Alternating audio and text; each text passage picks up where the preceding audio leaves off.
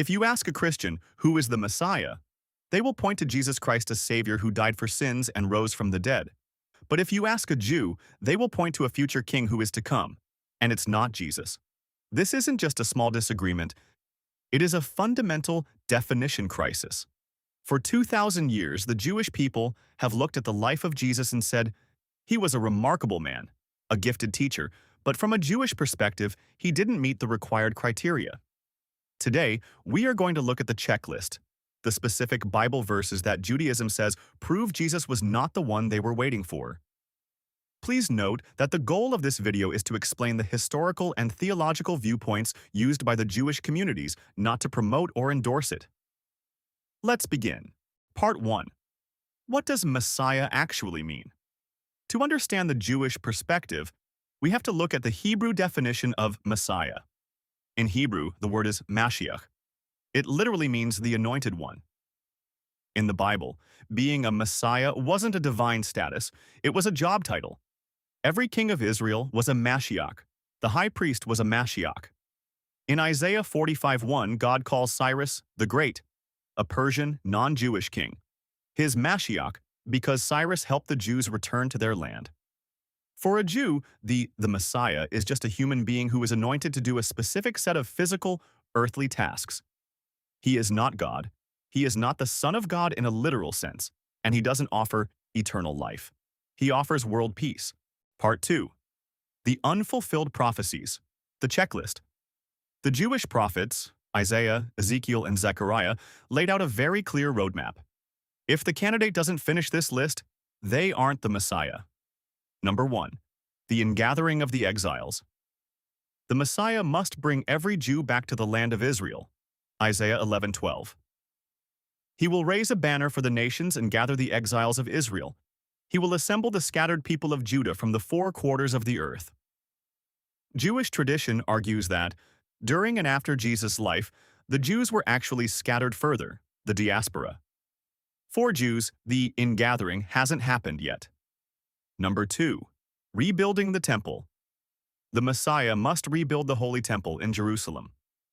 Ezekiel 37:26-28.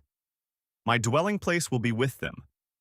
Then the nations will know that I, the Lord, make Israel holy, when my sanctuary is among them forever. Jewish scholars argue that the temple was destroyed in 70 AD, 40 years after Jesus. For 2,000 years, there has been no temple. Therefore, the Messianic era hasn't started. Number 3. Universal world peace. The Messiah must end all war, not internal peace in the heart, but physical peace between nations. Isaiah 2:4. He will judge between the nations. Nation will not take up sword against nation, nor will they train for war anymore. From the Jewish perspective, we live in the bloodiest era of human history. If there are still tanks, bombs, and soldiers, the Messiah has not arrived. Number 4. Universal knowledge of God. The whole world must acknowledge the one God of Israel. Zechariah 14:9. The Lord will be king over the whole earth. On that day there will be one Lord, and his name the only name. According to the Jewish community, the world is still full of different religions and atheism. The day of the Lord hasn't happened. Part 3. The second coming problem. When Christians are presented with this list, they usually say, Jesus will finish the list when he comes back, the second coming. This is the biggest wall between the two faiths. In the entire Hebrew Bible, the Tanakh, there is no mention of a Messiah who comes, fails to bring peace, dies, and comes back 2,000 years later to finish the job. In Judaism, you have one life to do the work. If you die before the temple is built and before world peace is achieved, you are disqualified. To a Jew, the second coming feels like a moving of the goalposts because the original requirements weren't met. Part 4. The lineage and the virgin birth. The Messiah must be a direct descendant of King David. 2 Samuel 7:12-13. I will raise up your offspring to succeed you, and I will establish the throne of his kingdom forever. Here is the technical legal problem for Judaism: tribal lineage. According to Numbers 1:18, tribal lineage, like being from the tribe of Judah/David, is passed only through the biological father, the virgin birth. The New Testament claims Jesus had no human father. Their conclusion is, if Jesus had no human father, he has no biological link to King David's throne according to Jewish law. Even if his stepfather, Joseph, was from David's line, Jewish law does not recognize adoption as a way to transfer tribal lineage. Part 5. The Immutable Law. Finally, we have the test of a prophet. Judaism teaches that the Torah is eternal. God does not change his mind. Deuteronomy 13:1-4. If a prophet performs a sign or wonder and says, "Let us follow other gods," you must not listen to the words of that prophet. Jews believe that Jesus, or his followers, tried to change the law, such as the Sabbath or dietary laws.